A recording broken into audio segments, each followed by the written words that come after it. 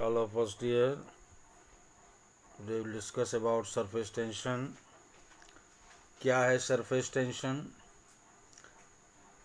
किसी भी लिक्विड की अगर हम फ्री सरफेस लें, अगर ये लिक्विड है और इस अपर जो सरफेस है इसको फ्री सरफेस कहते हैं। तो लिक्विड का अगर फ्री सरफेस लें तो उसकी क्या टेंडेंसी होती है? The free surface of a liquid has a tendency to contract to a minimum possible area, क्योंकि मैथ्स कहती है कि since for a given volume the surface area of sphere is least. तो free surface of a liquid has a tendency to contract to a minimum possible area. In this respect it behaves like a stretched elastic membrane which also has a tendency to contact। अगर हम कोई elastic membrane लें और उसको खींच दें, उसको कहेंगे स्ट्रेच्ड इलास्टिक मेम्ब्रेन। तो इसकी जो कंडीशन होती है स्ट्रेच्ड इलास्टिक मेम्ब्रेन की का जो बिहेवियर है और जो लिक्विड के फ्री सरफेस का बिहेवियर है वो दोनों एक जैसा होगा। मतलब कि stretched elastic membrane which also has a tendency to contact. अगर कोई झिल्ली हम खींचें तो जाहिर है कि वो अंदर की ओर आना चाहेगी, यानी सिकुड़ना चाहती है। ठीक उसी तरीके से लिक्विड का जो फ्री सरफेस है वो सिकुड़ करके, टेंडेंसी टू कॉन्टैक्ट, सिकुड़ करके अपना सरफेस एरिया कम से कम रखना चाहता है। दस स्ट्रेच इलास्टिक मेम्ब्रेन और फ्री सरफेस ऑफ लिक्विड की दोनों की टेंडेंसी एक जैसी हो गई।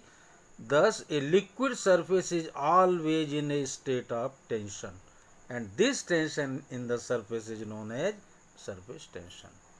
तो आप ये समझिए सरफेस टेंशन क्या है कि लिक्विड का फ्री सरफेस सिकुड़ करके अपना एरिया कम से कम रखना चाहता है। यही इसी टेंडेंसी को हम कहते हैं सरफेस टेंशन, क्योंकि ऐसे में लिक्विड अपने सरफेस पर एक टेंशन, एक तनाव, फोर्स महसूस करता है। This tension in the surface is known as surface tension. अब चलिए definition of surface tension. Definition of surface tension, मान लीजिए हमने ये लिक्विड का हमने एक फ्री सरफेस लिया है, ये लिक्विड का फ्री सरफेस है और यहाँ पर हमने कोई imaginary line A B draw करी है। We draw imaginary line A B. तो let an imaginary line A B drawn in any direction. कहीं पर भी ऐसे खींचो, ऐसे खींचो, ऐसे खींचो, कहीं पर खींचो, in any direction in a liquid surface. Line मैंने खींच दी। The surface on either side of this line exerts a pulling force on the surface on the other side।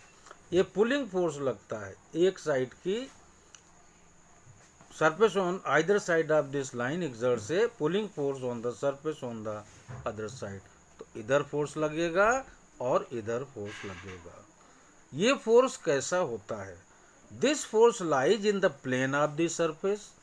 Surface के प्लेन में ही स्थित होता है and is at right angles to the line A B.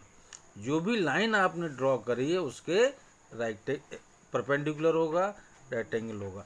मान लो मैंने ये line खींच दी, सपोज ये लाइन खींच दी, तो जो फोर्स लगेगा वो क्या होगा? इसके परपेंडिकुलर होगा, इसके परपेंडिकुलर होगा।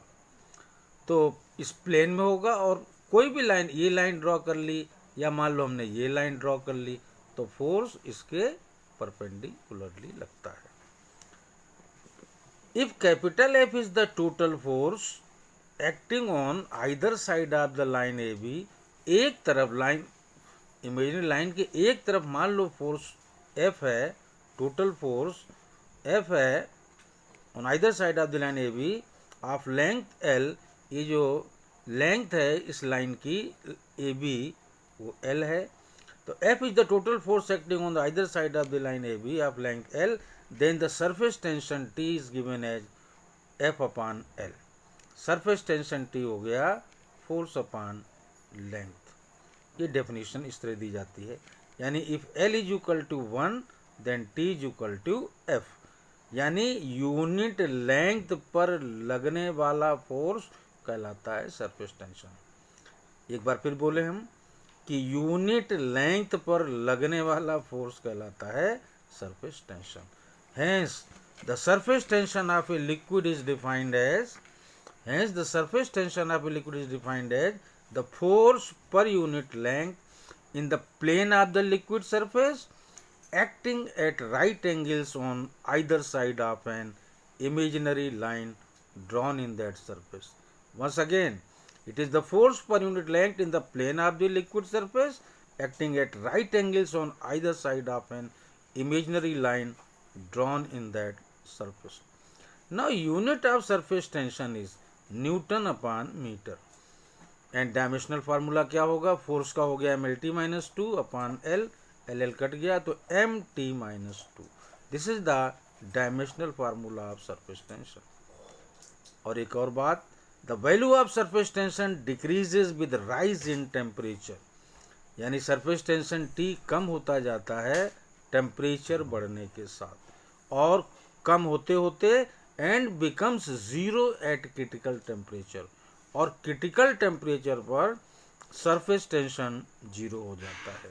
तो एक बार फिर से अगर बहुत मोटी भाषा में बात करें कि आखिर सरफेस टेंशन है क्या, तो ये जो सिकुड़ने की प्रवृत्ति है लिक्विड के फ्री सरफेस की, जो सिकुड़ने की प्रवृत्ति है, इसी को कहते हैं सरफेस टेंशन। लिक्विड का फ्री सरफेस सिकुड़ करके अपना सरफेस एरिया कम से कम रखना चाहता है, इसी टेंडेंसी को कहते हैं सरफेस टेंशन।